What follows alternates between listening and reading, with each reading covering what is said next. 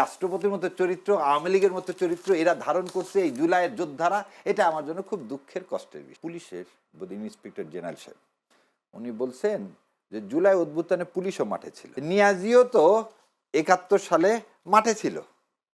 নিয়াজি মাঠে ছিল না? নিয়াজি তো সেনাবাহিনী প্রধান না?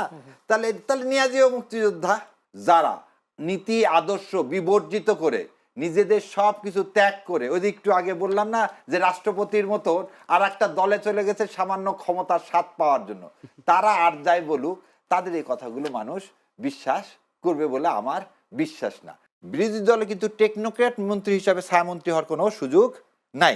এই যেমন সরকারের আছে টেকনোক্র্যাট হিসাবে মন্ত্রী হওয়ার, কিন্তু ছায়ামন্ত্রী সবাই পৃথিবীর কোথাও টেকনোক্র্যাট হিসাবে, কারণ আপনি তো সংসদ মধ্যে ঢুকতেই পারবেন না, আপনাদের তো কোনো সিট অ্যালোকেটই করা নাই।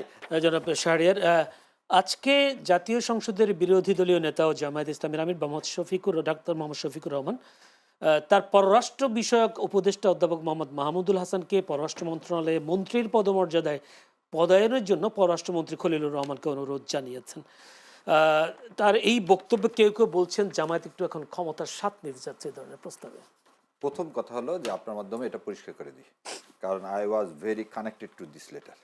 কারণ এই লেটারটা দেওয়া হয়েছে সম্মানিত আমিরে জামাতের অগোচরে, এবং সম্মানিত আমিরে জামাত এটা সঙ্গে সঙ্গে পররাষ্ট্রমন্ত্রীকে ফোন করে বলছে this letter is not issued by us. এবং আরও একটা জিনিস বলি, মাহমুদুল হাসান নিজে দিয়েছে, এবং সেজন্য 2 সপ্তাহ আগে মাহমুদুল হাসানকে তার উপদেষ্টা পদ থেকে সঙ্গে সঙ্গে টার্মিনেট করা হয়েছে, এবং টার্মিনেট করে 2 সপ্তাহ আগে আমাদের এমপি আমার বন্ধু বর ব্যারিস্টার সাহেবকে কি করা হয়েছে, ফরেন অ্যাডভাইজার পদে নিয়োগ দেওয়া হয়েছে আরমানকে। এবং খালি তা করা হয়নি, প্রতিটি অ্যাম্বাসিতে চিঠি দিয়ে জানানো হয়েছে যে মাহমুদুল হাসানের সাথে বাংলাদেশ জামাতে ইসলামের আর কোনো সম্পর্ক নাই, আমাদের প্রতিনিধি হচ্ছে আরমান।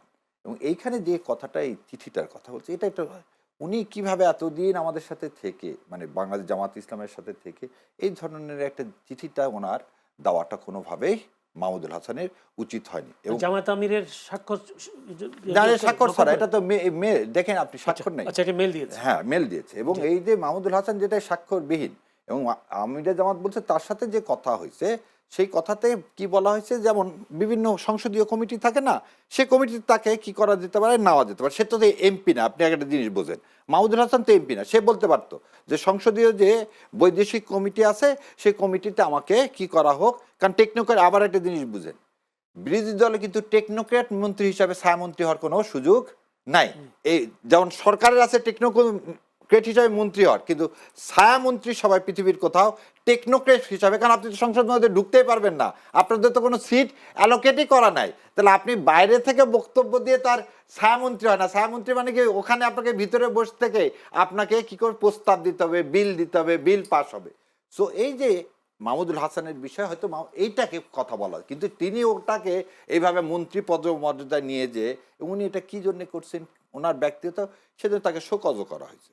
তা আমার ধারণা এটা মাহমুদুল হাসানকে জিজ্ঞাসা করা উচিত, উনি সম্মানিত আমিরের মানে অনুমতি ছাড়া এই ধরনের কাজ একটা কেন করলেন।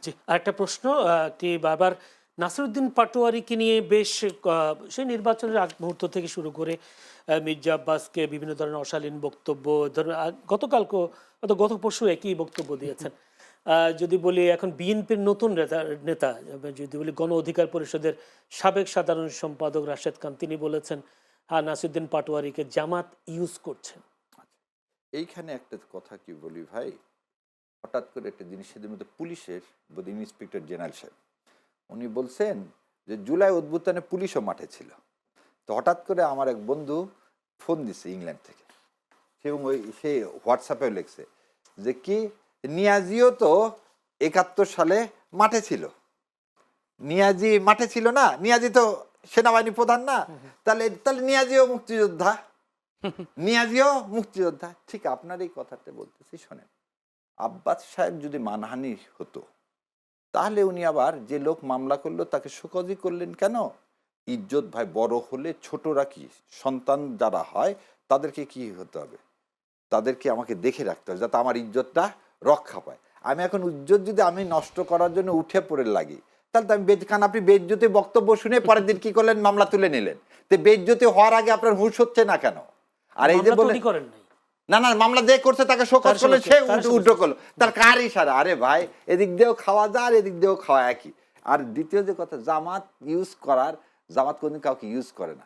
যে বরং আমি বলবো যে এই ভাইদের দুর্ভাগ্য যে এই ছেলেটা কেন নূর ইলেকশন করে জিতছে না জেতেনি অন মার্কাতে।